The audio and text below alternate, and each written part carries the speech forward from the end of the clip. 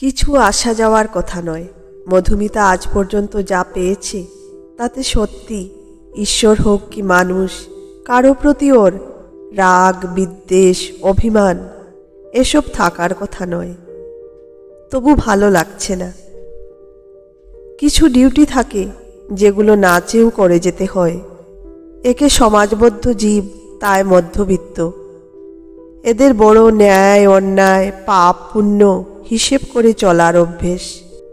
আয়নায় দাঁড়িয়ে তাই যখন সিঁথিতে সিঁদুর পড়ছিল আর পাড়ার পুজো মণ্ডপে বেজে উঠল একসঙ্গে ঢাক, তখন মনটা কেমন করে যেন অন্যমনস্ক হয়ে গেল।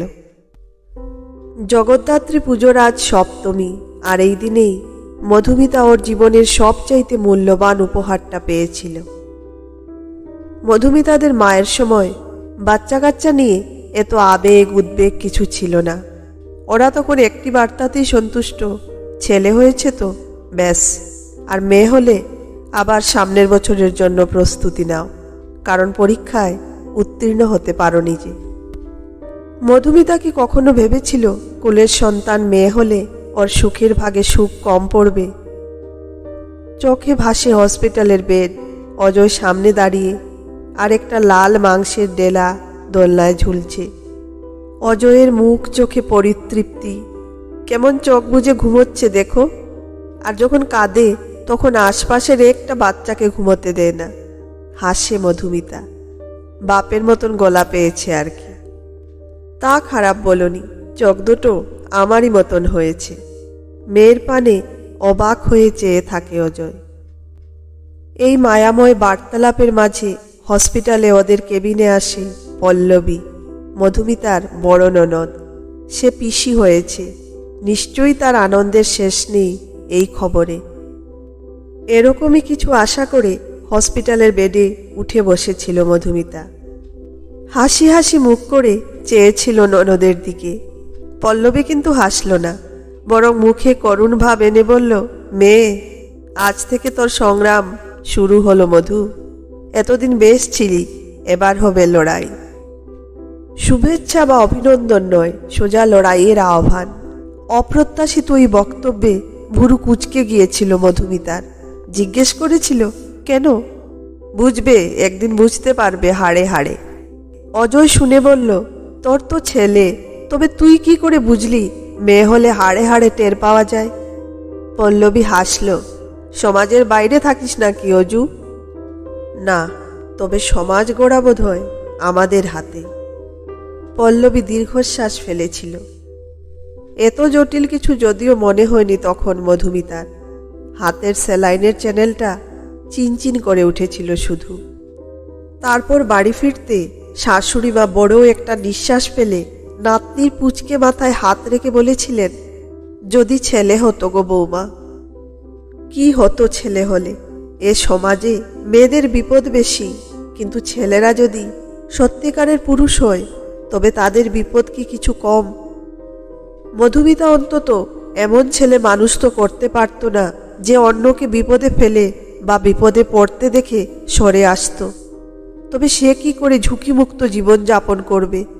জীবন কারই বা সহজ হয়? তবে মেয়ে নিয়ে কেন এত হাপিত্যেশ? পরে অবশ্য বুঝতে পারছিল একটু আধটু করে। মধুমিতার চেনা পরিজন বা নিকট আত্মীয় কিন্তু ওর ছেলে বা মেয়ে হওয়া নিয়ে ভাবিত ছিল না। ওরা ভাবিত ছিল ওর সুখ নিয়ে। অনেকগুলো বছর পর মধুমিতা ধরতে পেরেছিল মানুষ নিজেকে সুখী দেখার চাইতে অপরকে দুঃখী দেখে বেশি সুখ পায়।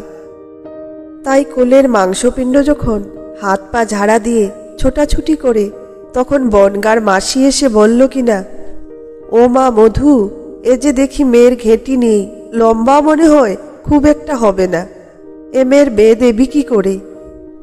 মেয়ে কোলে নিয়ে মধুমিতা তখন বলেছিল, মেয়ে হয়ে যেদিন মেয়েদের মূল্য রূপ দিয়ে মাপা বন্ধ করবে, সেদিন আর কোনো বাপ মাকেই মেয়ের বিয়ে নিয়ে চিন্তা করতে হবে না মাসি। কিন্তু এ নয় গেল ঘরের গল্প, বাইরের কোলাহল কি কম? মেয়ের তখন 10 বছর বয়স, ক্লাস 5। গাল ভরা একটা নাম রাখা হয়েছে তার, মহাশ্বেতা। স্কুলে যাওয়ার সময় চুলবুল মেজাজে সে যায়। ঠক করে দুধের গ্লাসটি টেবিলে রেখে বাসে ওঠার আগে হাত নেড়ে বলে, মাম্মা টাটা। বড় শান্তি হয় বুকে। ধীরে ঘরের কাজ সারে মধুমিতা, কিন্তু কয়েকদিন যাবৎ লক্ষ্য করছে মেয়ে গাল ফুলিয়ে মনমরা হয়ে বসে থাকে। মাথায় হাত বুলিয়ে এক বিকেলে জিজ্ঞেস করলো সে কথা। ডাগর চোখ দুটোয় জল টলমল করছে।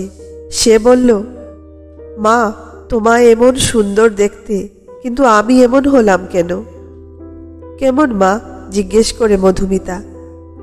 ক্লাসে আমায় নিয়ে ছড়া বেঁধেছে ওরা, জানো? বলে পেঁচার মতন মুখ তোকে দেখতে কিম্ভূত। কারা? আকাশ থেকে পড়ে মধুমিতা। সিঞ্জিনী, অনুপমা, তনুমিতা আর পার্থ। মেয়েকে বুকে চেপে ধরেছিল সেদিন, নিজের বুকের ভিতর গুড়িয়ে গিয়েছিল ব্যথায়। ওরই বয়সী বাচ্চাদের ভিতর কি করে আসে এমন ক্রূরতা? কে শেখায় মানুষকে বর্বর হতে? মহাশ্বেতাকে যে এসব শুনেই বেড়ে উঠতে হবে, এ শিক্ষাও বোধহয় সেদিন পেয়ে গিয়েছিল মধুমিতা। তাই বলেছিল, রূপে নয় মা, গুণে বড় হতে হয়। আর পেঁচা যে মা লক্ষ্মীর বাহন, কেমন মিষ্টি দেখতে বলো দেখি। আর তুমি যে আমার মহাশ্বেতা, আমার সরস্বতী। সবাইকে দেখিয়ে দিস মা, তুই রূপের নয়, গুণের দেবী। ওইটুকু মেয়ে সেসবের হয়তো কিছুই বুঝেনি, কিন্তু মধুমিতা বুঝেছিল ওকে বাঁচাতে হলে নিজের পায়ের তলার জমিটা শক্ত করতে হবে। মহাশ্বেতার মাথাও ছিল সাফ। মাধ্যমিকে রাজ্যের ভিতর 6th হলো মেয়ে। 12 ক্লাসের জন্য সায়েন্স নিয়ে ভর্তি হয়েছে। মাঝের ছুটির সময়টায় পড়ল মধুমিতার বড় মামার মেয়ের বিয়ে। এতদিনের পড়াশোনার চাপ আর কড়া নিয়ম কানুনে মা মেয়ে দুজনের প্রায় নাজেহাল দশা। এ বিয়ের সুযোগে কিছুদিনের আনন্দের স্বাধীনতা। মধুমিতার তখন 41 চলছে, কিন্তু কে বলবে সে কথা? রূপে লাবণ্যে ভরপুর সে তখনও 28-এর তরুণী। গায়ের চামড়া টান টানে, শরীর মেদহীন ঝরঝরে। কানের পাশে লাল গোলাপ আর নীল বেনারসিতে অপরূপা সে। মহাশ্বেতা লাল লেহেঙ্গা পরেছিল, তার বহুদিনের শখ লাল রঙের লেহেঙ্গার। পার্লার থেকে চুল কেটে এসেছে, সে তখন যুবতী। সাজে পোশাকে মন বসাও স্বাভাবিক। মহাশ্বেতা বেশ হৈহুল্লোড় করছিল ওর তুতো ভাই বোনেদের সঙ্গে। নিজেকে সবার ভিতর জমিয়ে ফেলার মাঝেই মেয়ের দিকে নজর রাখছিল মধুমিতা।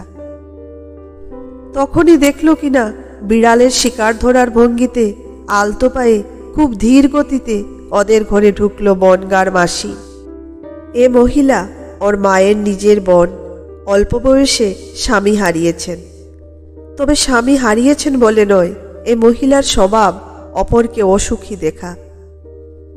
নিজের সুখ সমৃদ্ধির প্রসারের জন্য একরকম চাপ দিয়েই স্বামীর লঘু ঘাড়ে মন সমান বোঝা চাপিয়ে তাকে অসময়ে মৃত্যুর দিকে ঠেলে দিয়েছিলেন। কানাঘুষো মধুমিতা শুনেছিল মাসির গঞ্জনায় বেশর হাই বিপি হয়, তারপর অল্প বয়সে স্ট্রোক হয়ে মারা যায় সে। তারপর এর কপালে সুখ না জুটুক, ইনি অন্যের মুখের হাসি সইতে পারেন না। কেমন যেন মধুমিতার মনে হলো মাসি ও ঘরে ঢুকলো শিকারের উদ্দেশ্যে। তাই আর নিশ্চিন্তে বসে গল্পে মেতে থাকতে না পেরে মধুমিতা উঠে গেল ওদিকে। আর মহাশ্বেতাদের ঘরের মুখে এসে দেখল কিনা মাসি ওর খেলা ঠিক শুরু করে দিয়েছে। দেখি দেখি কে কার ছেলে মেয়ে বলতে পারি কিনা। ও মা, এ যা লম্বা, এ তো বিজনের ছেলে। ও তো মনুর মেয়ে, অমন ডাগর ডাগর চোখ পেয়েছে। এ তো শান্তার মেয়ে, কি ঘন চুল রে মা তোর। আরে কি, তুই কে রে নাটা?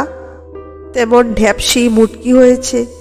আমাদের ফ্যামিলিতে এমন বেটে মোটা কে আছে? চশমা কিছুটা উপর দিকে ধরে মাসি বলেই চলেছে। মাসি জানে মহাশ্বেতার রেজাল্ট।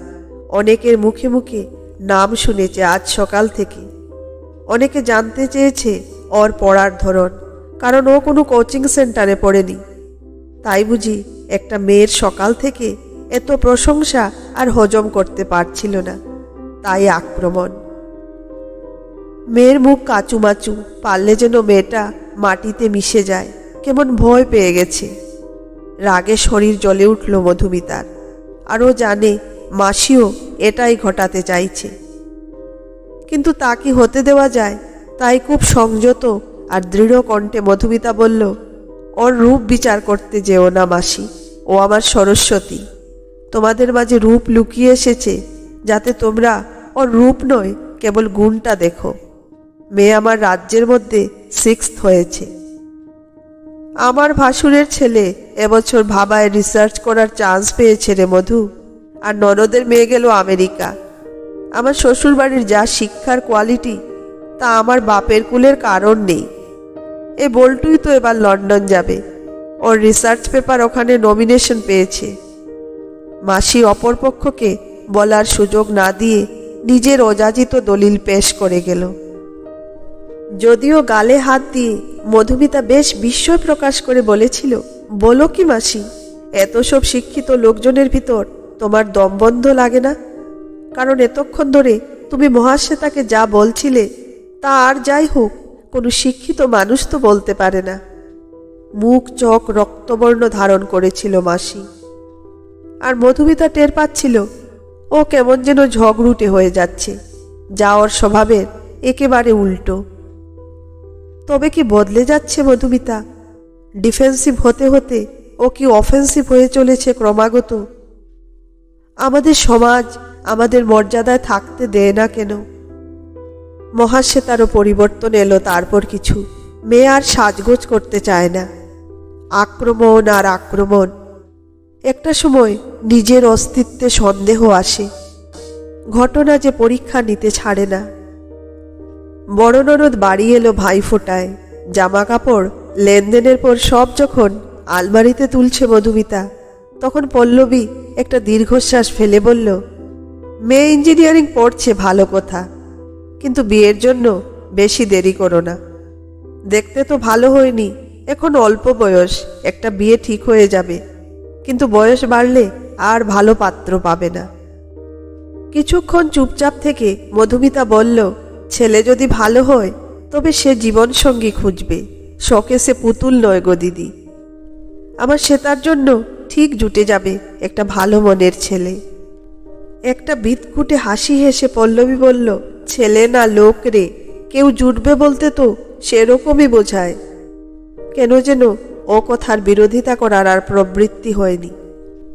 মানুষের চরিত্র নিয়ে তখন ধারণাগুলো ঘোলাটে হতে শুরু করেছে। বনগার মাসি নয় দুঃখী, তাই লোকের খুঁত খোঁজ করা ওর তৃপ্তি, কিন্তু পল্লবীকে দুঃখী বলা যায় কি করে? ওর বড় সিভিল ইঞ্জিনিয়ার, ও সরকারি চাকরি করে, টাকার অভাব নেই। শ্বশুরমশাই বাড়ি করে দিয়ে গেছেন, নিজেরাও একটা ফ্ল্যাট কিনেছে।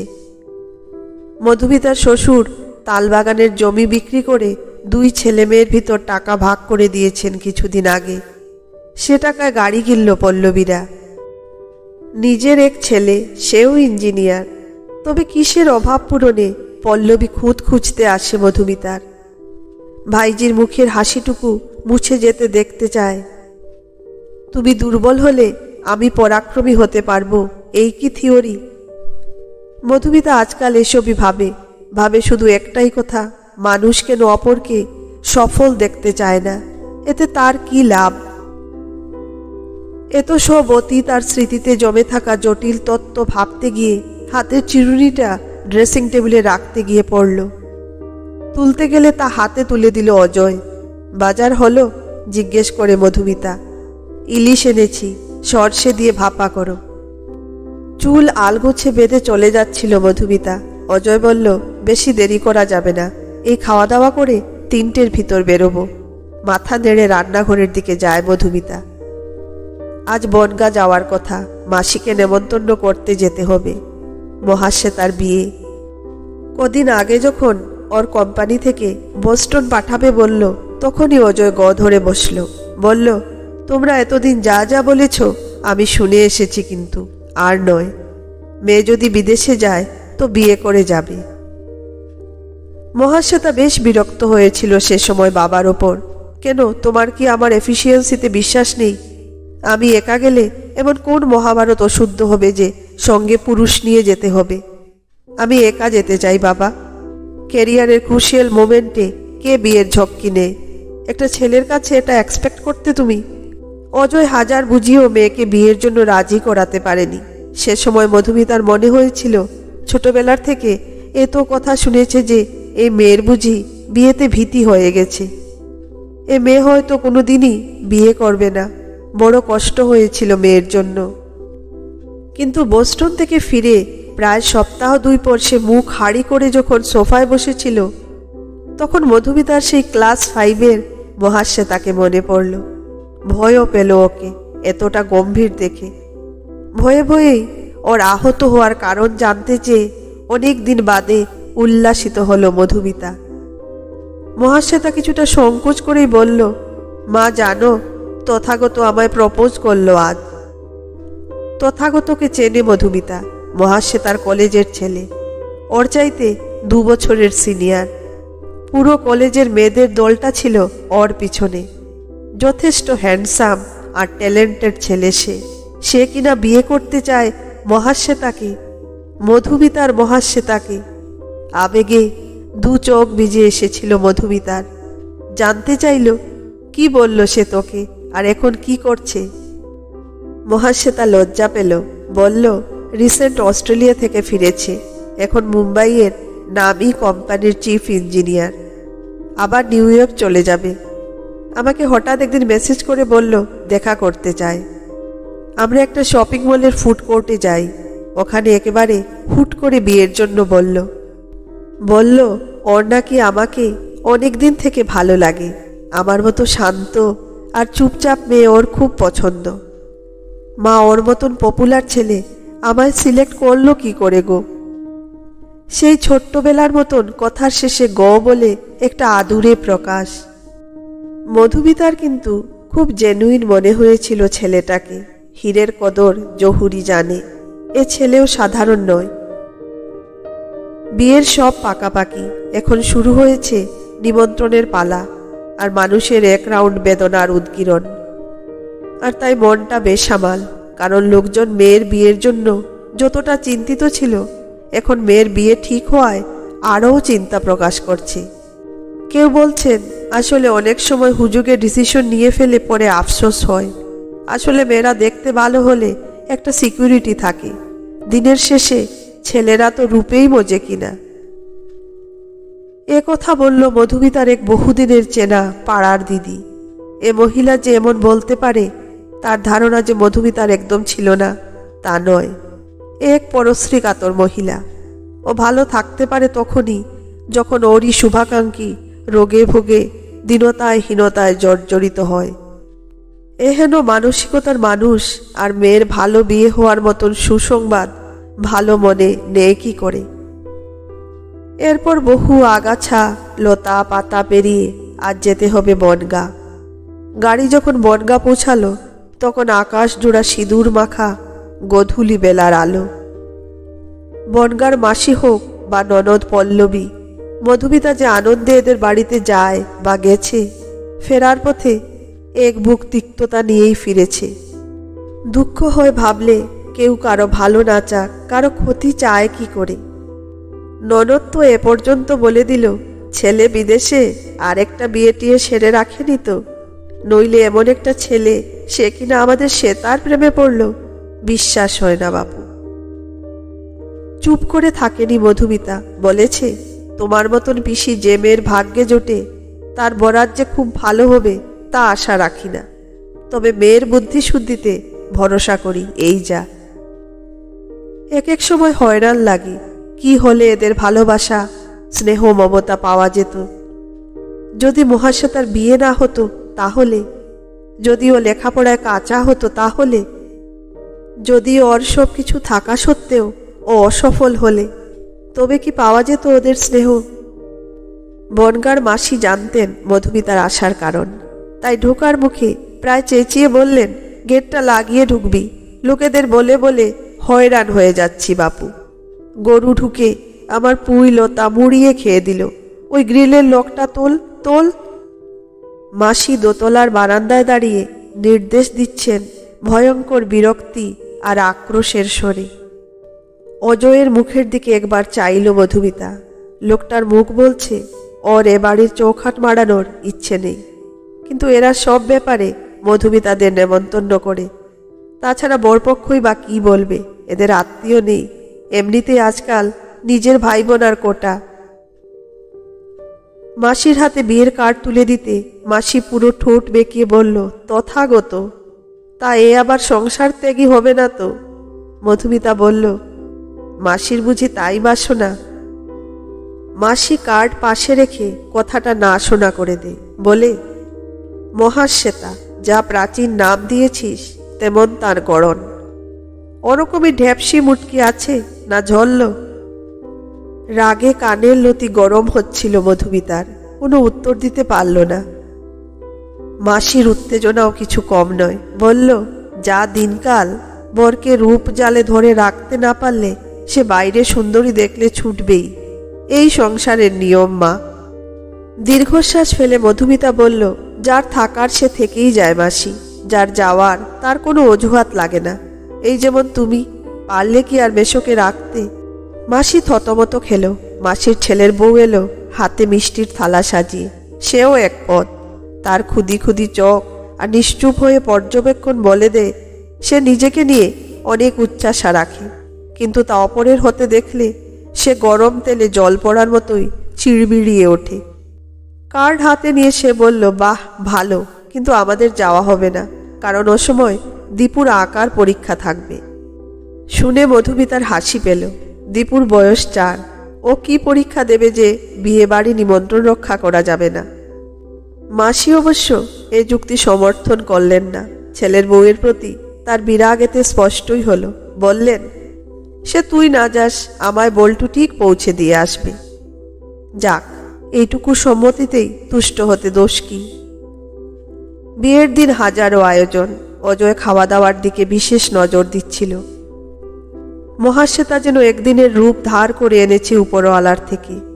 মধুমিতা চোখ ফেরাতে পারছিল না। চোখের কাজল নিয়ে মেয়ের কানের পাশে লাগিয়ে চিবুকে চুমু খায় সে, চোখ ভিজে আসে।